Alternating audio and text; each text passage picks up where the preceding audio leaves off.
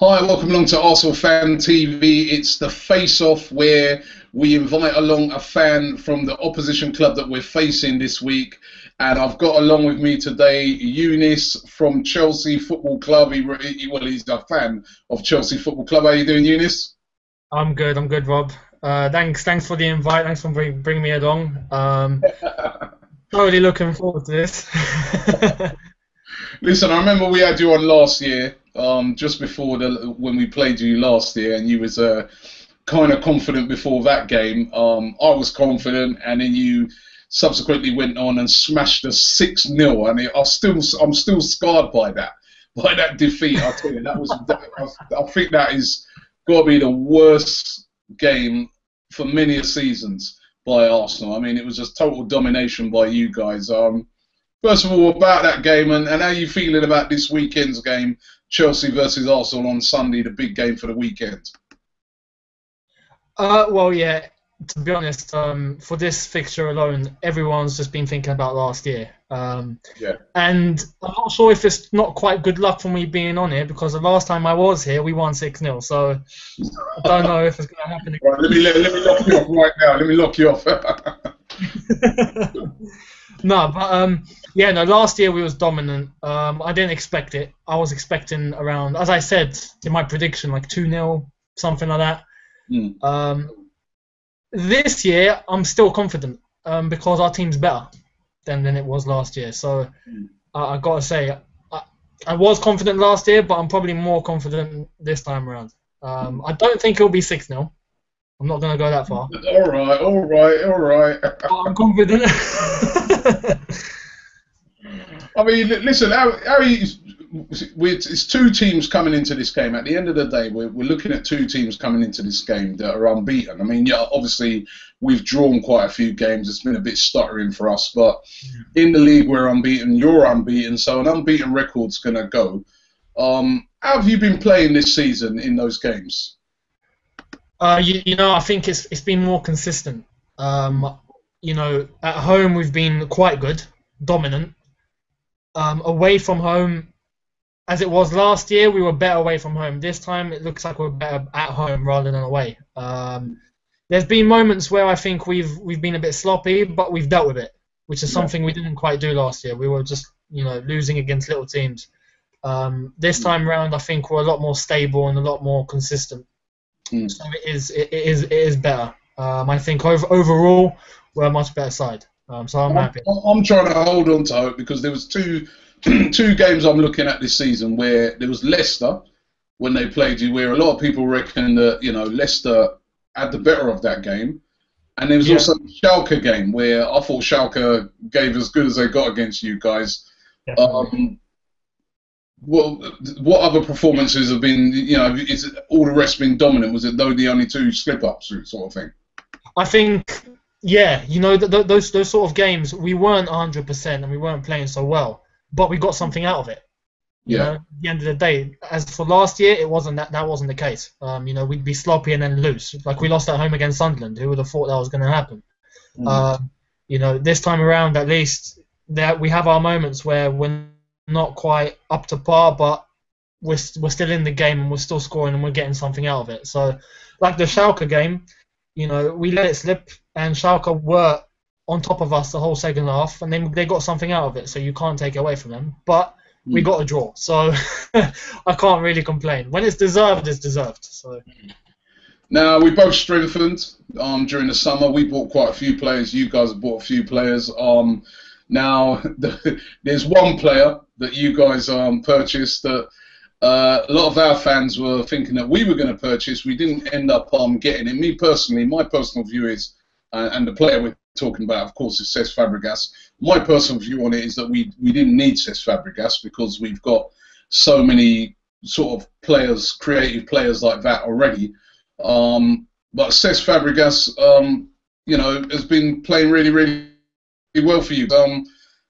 Tell us, you know, how Cesc Fabregas has sort of changed the whole way in which you guys have been playing. Yeah, he has. He's been immaculate.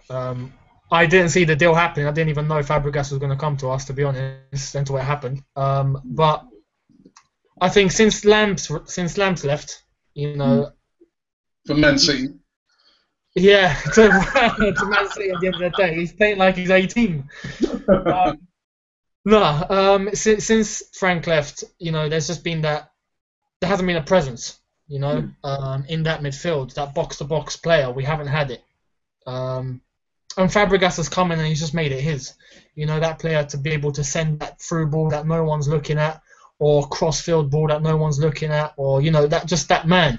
And he's been it. He's been it. So he's got his place settled. I thought that if he was going to come back to the Premier League, he'd go back to Arsenal, but Arsenal didn't want any of it. So, you know, thank you very much.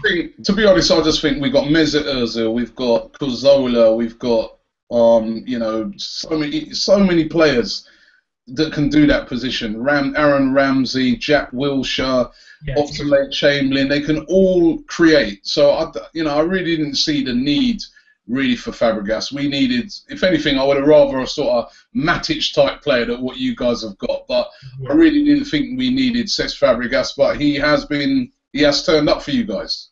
He has. He suited the system perfectly. I read that Jose told him everything he wanted to hear. So you're going to get a lot of money, yeah? Yeah. Yeah, of course. But you know, the system that Chelsea are using, it just suits him, you know, perfectly. He is that man that's running box to box, and in effect, is the engine. So I'm happy he's here, and you know, him and Costa is just working perfectly. So I can't complain. Well, what I wanted to talk about, you know, first of all, the Fabregas thing. Obviously, it's going to be interesting to see how he performs on Sunday. It's supposed to be pretty emotional for him because he was an Arsenal. You know, he grew up really with Arsenal. Yeah. And I reckon he did want to come back to Arsenal, but yeah, listen, that's how it goes. He's ended up with you guys. It'll be interesting to see the reaction he gets from Arsenal fans. I kind of think that he won't get booed off the park like a Sami Nasri or somebody like that. Yeah. But you get a mixed response. But I don't think Arsenal fans will give him a hard time unless he scores a load of goals against us. But it's going to be really interesting. But what I wanted to look at as well is the danger players. Now, we've got our danger players, you've got your danger players. I personally think that, you know, and a lot of Chelsea fans are very confident about the game. I've got a sneaky feeling for Arsenal this weekend. I've got a sneaky feeling that, you know, we've got some very, very good players now. We do lack in that area of strength. The one area where I think that Chelsea can get at us is that sort of strength that you guys have in that midfield with Matic and the strength of some of your defenders. But I really do think that we've got some really talented players that could get at you. And I remember the last 2 times we played you at your place, and we had chances earlier on and we didn't take them. It could have been a whole different game, and I'm really looking forward to Sunday. But first of all, who are your danger players? Who are the danger players that we're going to have to watch out for? Give me 2 of them. Give me 2 danger players. Everyone knows the 2, don't they? Well, Costa Fabregas, it has to be. If Costa plays and he starts, which I think he will, I'm sure he will, then yeah, it's going to have to be Fabregas. If Drogba is still available, I'd even put him in the mix, but he's not. So. The days of Drogba killing us are over, but he's still doing the business. I'd have to go with Costa Fabregas. But also that sneaky feeling you had, Rob. Remember, you had that last year. No, but listen, I'm going to give you the reason. I'm going to give you the reason why I've got that little sneaky feeling this year now. Right now, I know a lot of Chelsea fans are just focusing on Chelsea, and you know they're just thinking, you know, they're focusing on Chelsea and the strength that you've got.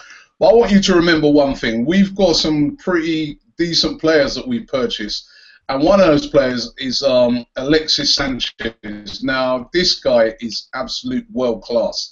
Yes. He's come in, he's hit the ground running, he works hard, he relishes a challenge, and he is a world-class player. World-class. As a matter of fact, to me, because Costa's sort of been banging in a lot of goals, I kind of think he's gone under the radar a little bit with a lot of the sort of experts out there, because they haven't really been talking much about Alexis Sanchez. But if you really check it out, he's scored a load of goals so far. He's had assists. He's scored free kicks. He scored the vital goal that put us through against Besiktas in the Champions League. He scored again during the week, and I think that this guy is a big-time player who relishes those big challenges. And we didn't have a player like that in the team last year. And I think, you know, you've got your combination, and you're talking about Costa Fabregas, but I think watch out for Alexis Sanchez on Sunday. And then the other player you're going to have to watch out for, he scored a hat-trick during the week, Danny Welbeck. Listen, this guy, he's on fire at the moment. And, you know, his confidence is going to be sky high, as I said, because he scored a hat-trick. And he knows the Premier League. He knows the Premier League inside out. He does. And I think watch out for him as well. And one thing that Danny Welbeck has brought to us, and Alexis Sanchez, that we didn't have so much last year when we played you, is pace. We've got electric pace in that team with Sanchez, with Welbeck, and if they can get at John Terry and Cahill in the middle there, I don't know. I think we could have joy. We you know, it's all. My thing is, it's about how we defend. If we can defend well in that game, which we obviously last year we were terrible in our defending. We tried to play this high line and we got absolutely battered. But we could get our tactics right. Yeah. I think we can hurt Chelsea. I think that some of your fans are really underestimating us.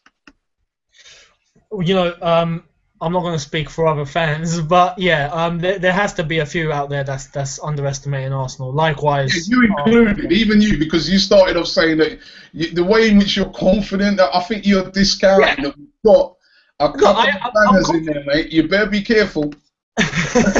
I'm confident with the quality that we have, and I know that we got compared to last year as well. You know, the confidence is going to be there. Yeah. The spirit, you know, with Chelsea, the spirit is there now. Yeah. Unlike last year, this year we've got a lot more spirit back. You know, thankfully. Arsenal, though, you're right. Sanchez is quality. You know, we saw what he did at Barca. We've seen what he's doing at Arsenal now. He's doing a lot more than Giroud, I gotta say. Sanchez is world class. Welbeck as well has fitted perfectly. I know a lot of Arsenal fans as well didn't want Welbeck when he first signed, and now, especially after this week, they're saying he's the next Thierry Henry. So make up your minds. Listen, I think what it is, to be honest, what it is with that whole Welbeck thing at the time was a lot of fans were like, they wanted a real mega name. So yeah. when we got Welbeck, there was a lot of fans a bit underwhelmed because they're like, oh, you know, we were thinking about Falcao's and people like that and Cavani. But once we did sign him, and the more I remember when we signed him, I was driving back because I was at the stadium the day when we signed him. I was driving back home and I was thinking, you know what?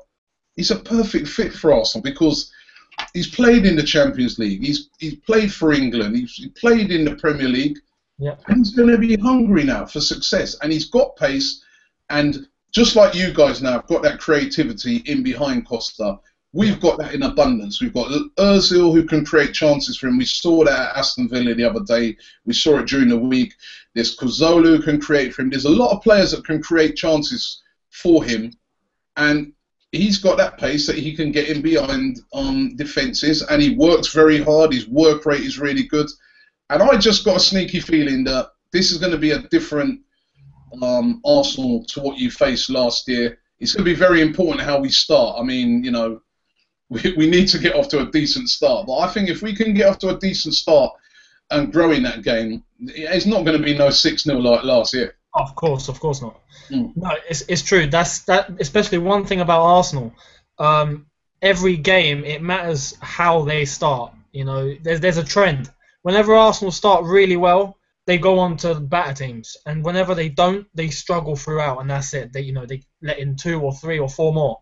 So that does tend to be a trend. I think if you start well, which is something you didn't last year, then yeah, Arsenal are in with a huge chance. The one thing that not worries me, but gets me thinking about Arsenal is their offensive line. You know, they got that midfield and then Welbeck and Sanchez. It's dangerous. It's world class. Oxlade-Chamberlain there as well.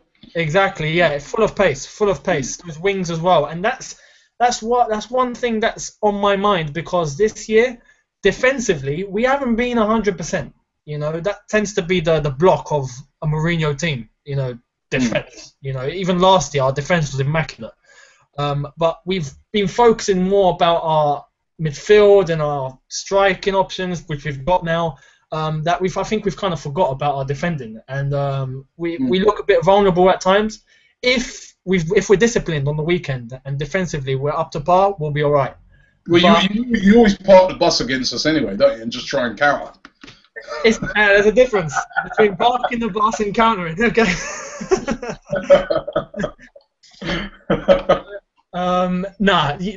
That's one thing we relied on last year as well. It's just loads and loads of counters because we didn't have anyone up front. But this year it's different. We're a bit more creative, and that's left us a bit vulnerable at the back. So hopefully we're not so vulnerable on Sunday. But again, that's one thing about Arsenal as well. Defensively, you don't have to be up to par, because if you're not, ouch. I mean, listen. If we're talking about, you just sort of spoken about a bit of weakness. Our weakness this year has been that central midfield position. I think where we've kind of fallen down is we needed to buy a good holding midfielder, and unfortunately we haven't bought that player in. Maybe that sort of player is just not out there at the moment, but we haven't bought that player in, and hence that's where I'm worried. I'm worried with Chelsea's sort of power in midfield, and it's very important that we defend well, that tactically we hold firm. If we can do that, I'm confident that we can get something out of the game. But we've got to defend better than we have been doing in recent times. And again, as I said, a lot of the mistakes have come through that little central midfield. We saw it against Tottenham the other day. We should have battered Tottenham. We had all the chances, everything, and then just one sloppy mistake by our defensive midfielder, and they scored. Against Manchester City, the same thing. But the thing that encourages me that is in both of those games we came back. So there is a lot of fight to that Arsenal team, and it's going to be a really, really, really interesting game. No, you're right. I also wanted to ask you. I want to ask you also, Younes, about the managers. Now, there's obviously no love lost between the managers, and I must say I was very upset last year with your manager Mourinho. I thought he showed a lack of class when he started going into Wenger on his leading up to the 1000th game, and he started saying about specialist in failure. And the funny thing about it is that it ended up that we won a trophy last season and you guys didn't. So you were the guys who failed in the end. So what's up with Mourinho? What's wrong with him? Well, I'm going to have to say, in his defence, okay, it was 1 year. Okay, it was a year of transition, which, to be honest, for a year of transition was incredible. Semi-final Champions League, in the title race to the second. Hold on. What was the transition? What was the transition like? He had loads of very good players there last year. They were, you know what? He's lucky, really, in a way, that the whole Steven Gerrard thing slipped up and stuff like that. Right, just like us, I suppose, we were in a very commanding position. But going in towards that end of the season, you guys were in a very, very commanding position, and then you lost games at home to teams like Sunderland, like you said earlier, etc.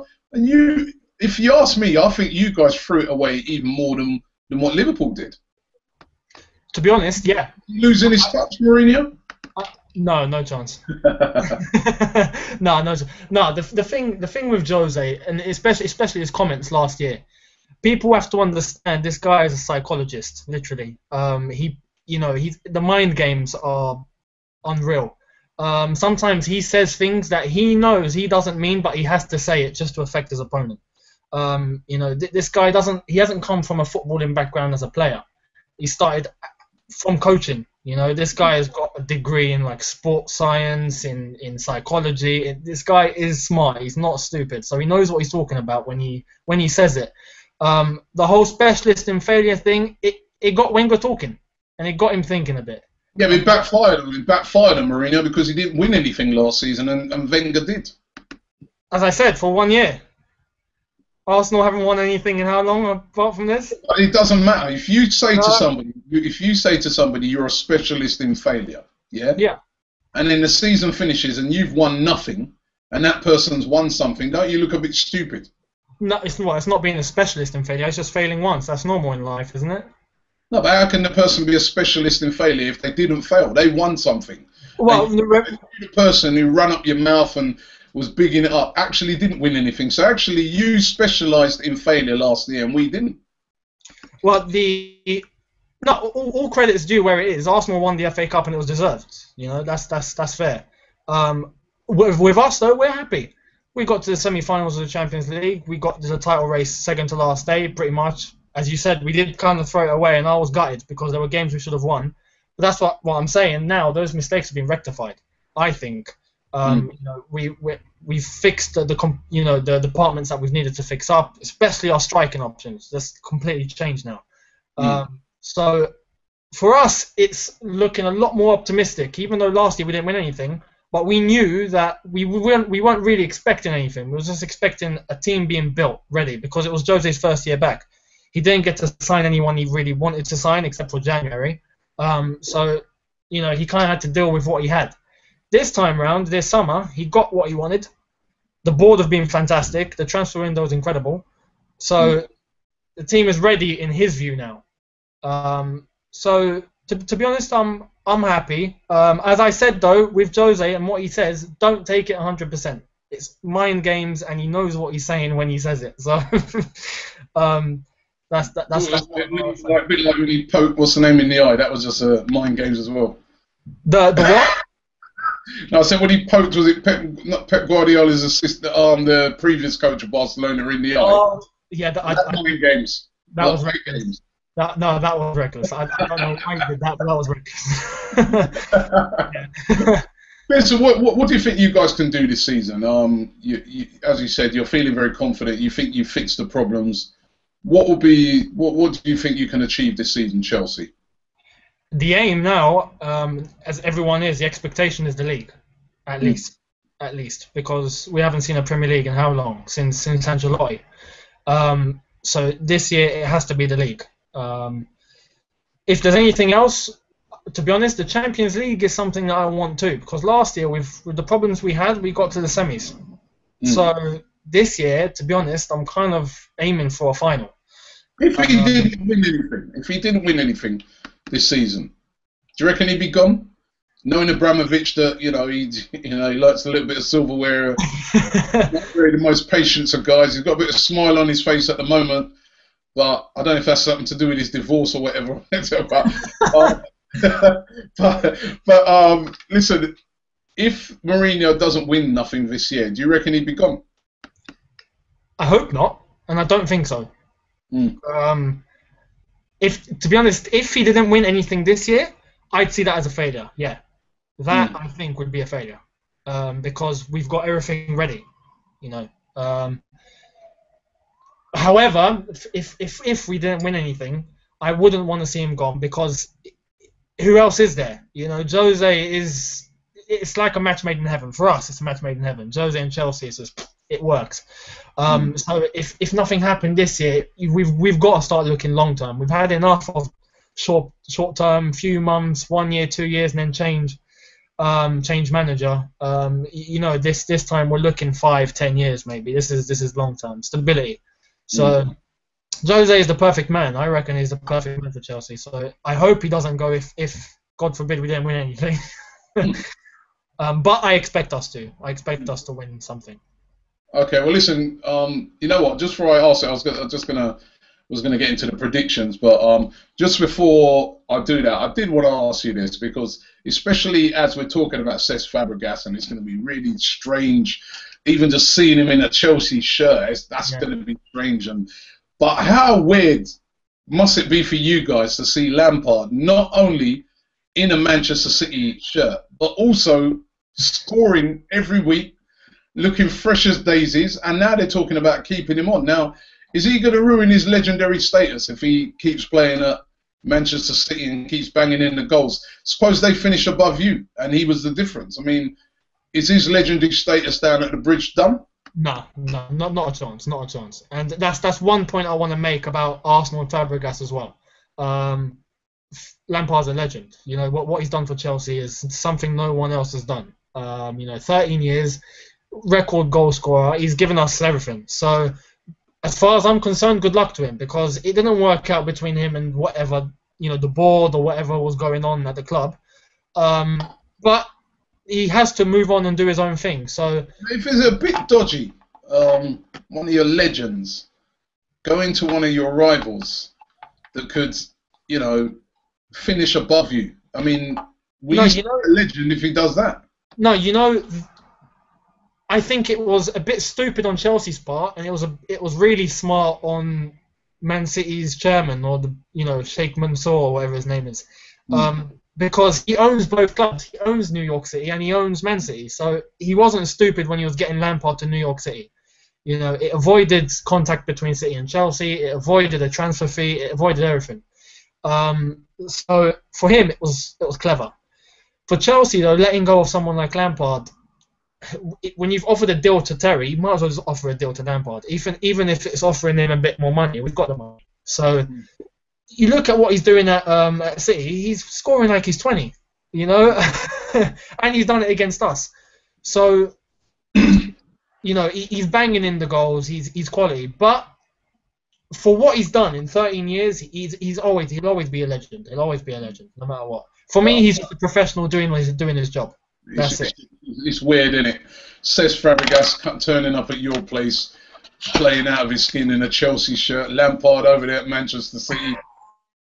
What, John Terry playing at West Ham next? I don't know. I mean, there is no loyalty in football. Let's face it, there isn't really. That's it. You're playing for a club and you do your job, and that's it.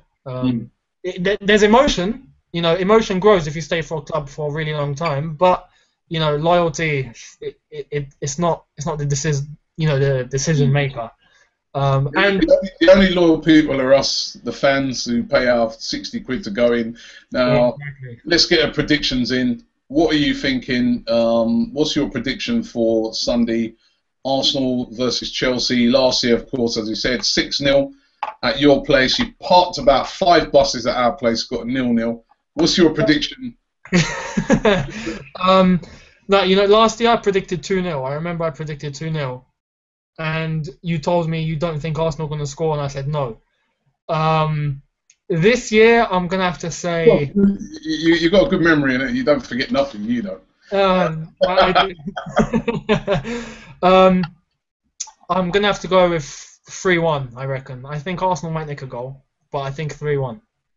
3-1. I'm going to go with a very sneaky 2-1. I think this game, I just got a feeling for this game that it's going to be a lot closer than Chelsea fans are thinking. It always goes that way. When you think, yeah, we smashed them last year, we're going to do that. Well, obviously, we're going to be on our guard this year. We're going to, yeah, of course. And I just think that I look at our team at the moment, and there are a few players in that team that we're a better team than we were when we faced you last year. Yeah, we've made some good additions. It's just a shame that players like Debuchy are out and Ramsey's out. We do have some injury problems, but I don't know. Alexis Sanchez, players like Ozil who never turned up last year. I just got a sneaky feeling for them that and particularly having that sort of morale-boosting win during the week, 4-1. Danny Welbeck is going to be really up for it. I know he's coming up against some great defenders in your team. But I think it's going to be a close game, but I'm going to go for a sneaky 2-1 to Arsenal. How about that then? Oh, that's fair. That's fair. It's just one thing that I have to say about Arsenal. In fact, this is an Arsenal channel, so I've got to talk about Arsenal here.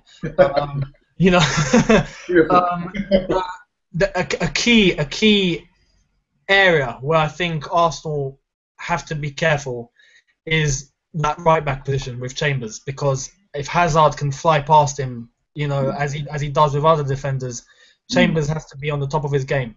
If not, that whole left flank's going to be open for Hazard. So That is actually a very good shout. And to be fair, Chambers has been excellent. I can't believe the kid is 19. He's been absolutely brilliant. But I would have preferred in a game like this, with facing up against Hazard, to have had like a Debuchy in there, because Hazard is a serious threat. Yeah. Remember, Debuchy knows Hazard as well, so it's a shame missing that game. Yeah, it is a shame, and you're right. That will be an area of concern.